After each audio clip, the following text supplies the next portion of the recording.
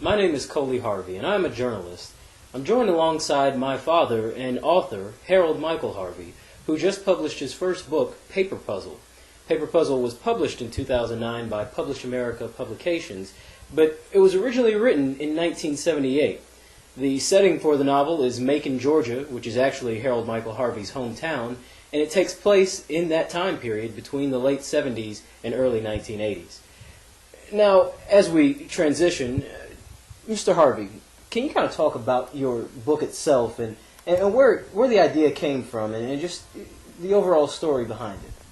Well, Coley, the book deals with, it is a murder mystery, and it deals with trying to solve a problem, a paper puzzle.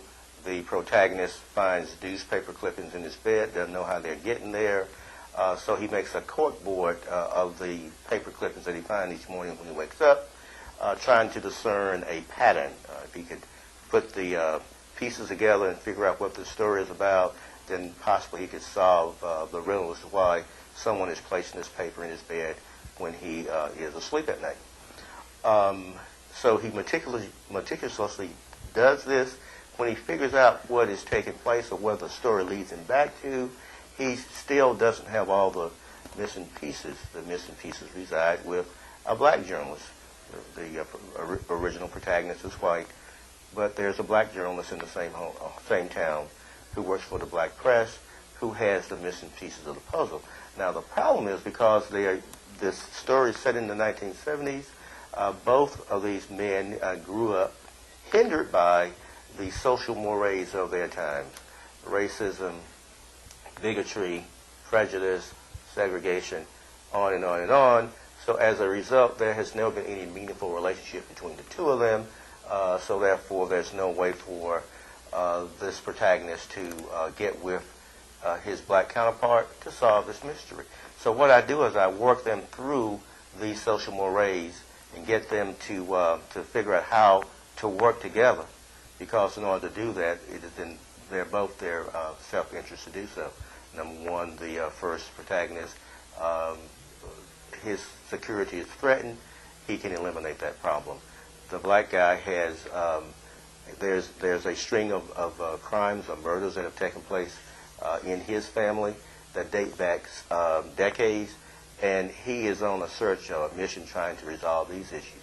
And when they get together and put all the pieces of the puzzle together, they bring down a major crime syndicate in Middlefield. Now I understand you actually met with this individual who inspired Johnny Joe Franks. Can you kind of talk about meeting up with people who you have used for this novel and their reaction to the story itself? Well, it's sort of a surreal experience to meet people who may have played some part in terms of being a composite for the characters in the story. I probably, in the last couple weeks, have met with two individuals who I drew a composite from, one being the publisher of a local black paper in town, who, by the way, recently interviewed me for his show. And that was sort of like deja vu, and he was saying, I knew that you had the capability to do this type of thing way back in the 1970s. And then the other day I went by to see the personality who the character Johnny Joe Franks is made from. And one thing about this character is that at least this person, is that he's now, has some health challenges, doesn't get about very much, is not able to participate in the affairs of his community. But you know that he still have, you can look in his eyes and see he still have a deep love and sense of compassion for the people in that neighborhood. And I went by his hospital to see him the other day and read a passage from chapter 19. And his daughter was there, and she asked him, says, Dad, who does this remind you of? And he was able to say, me. And then she asked him further, well, how does that make you feel? And his eyes teared up. He said, well, I don't know. He was just so overjoyed. And, I don't know, even if I don't sell another book, I think the purpose for having written this novel was fulfilled the day I went by, sit by, and I read that passage about that character again, because it made his life complete.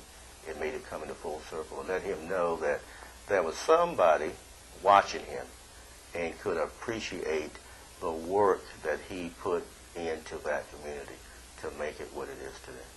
Is that kind of an underlying theme to the novel? I know we've discussed in the past that it has something to do with race, that is a theme, but is this also another theme that as Booker T. Washington wrote, you cast down your bucket where you are and you help your community?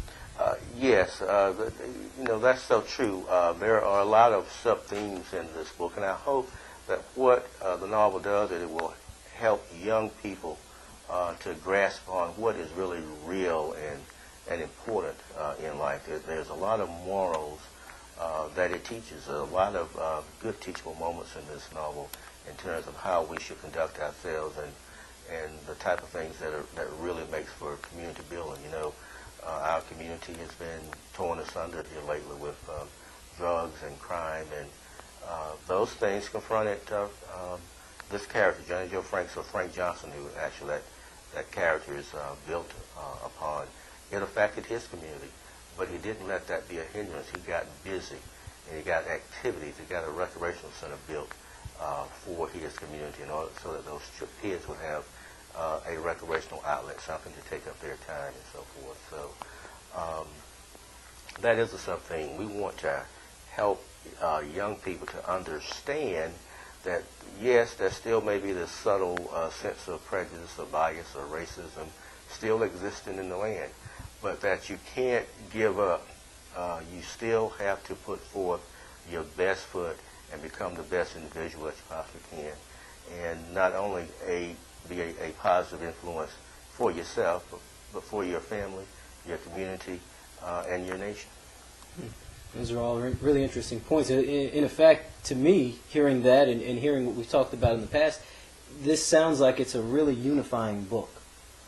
Yeah, that's safe to say, and I hope that is what the reader will get from it, and I hope that it has some real good positive impact in the world. It's a book for everyone to read in any nation, not just here, in Georgia, but all in the United States, but all around the world, because the universal truths that it talks about can be applied anywhere on the planet. All right, now I do have to ask, for a writer myself, I know what it's like when you have a work that it's just finally done, and you're just so overjoyed with how excited you are with that particular work. With you, I'm sure there's a large amount of pride that goes along with this. What was it like when you finished this, when you knew that, all right, this novel is done? Well, Coley, as you know, I went away to the mountains in Tennessee to actually finally finish this work, and I was there alone in a 3-4 room apartment, and the morning that I finished, I knew that I had hit the mark. I knew I hit a home run, and the minute that I typed the last words bringing this story to a conclusion, I stood up, and it was like having given birth to a baby. I don't know what that actually feels like, but I would imagine there's a great sense of relief and joy and excitement that the mother feels when she finally pushes that baby out. And I felt like I had pushed something out of me that needed to be in the world. And I just simply started walking around shouting and praising God, because I knew that I had done what I had set out to do.